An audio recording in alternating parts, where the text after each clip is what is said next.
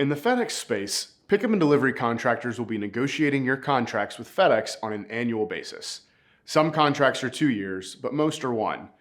And this is specific to pickup and delivery. When it comes to line haul contractors all have one agreement that is updated at the same time each year. There's no negotiation. FedEx updates the rates every year at the same time for all contractors in the line haul. Now, when we're talking about P&D, there's a couple of different reasons that you may need to negotiate your current contract. The first is the most common, which is when you're at the end of your contract year and are negotiating a new contract. New buyers may also negotiate a contract before they purchase a business if the business they are purchasing is a carve-out.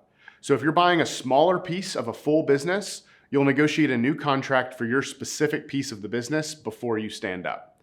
If you're buying the full contract from someone, you will not negotiate and just inherit the current contract rates and timeline.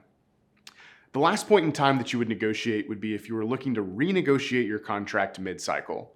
There is a renegotiation approval process where you submit your rationale for why you want to renegotiate, and FedEx will choose to approve the negotiation or not. So those are the 3 ways that negotiations will really happen. Now, there are 2 main methods for that negotiation: MESOs or traditional negotiation.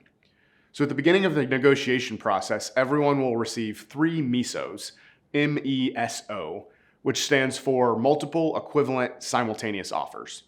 Basically, these are 3 offers that show the same projected revenue, but the way those rates are divided up varies. MESO 1 will have the highest proportion of your rates tied to fixed charges, things that are paid at a flat rate each week, regardless of volume. MESO 3 will have the highest proportion of your rates tied to variable charges, things like your per stop and per package rate that will vary as volume varies each week. MESO 2 is just going to be in the middle of those 2 options. Now, in theory, if FedEx has projected volume perfectly, every option will come out exactly the same at the end of the year. But that's almost never the case, so when choosing a MESO, you'll want to consider how you think their volume projection compares to reality and choose a MESO that aligns. Typically, FedEx is conservative in those projections, so MESO 3 is often the strongest option. Now, if you decide to forego the MESO options, you can instead do traditional negotiations in which you'll submit a proposal and go back and forth with the FedEx negotiator to come to a final contract.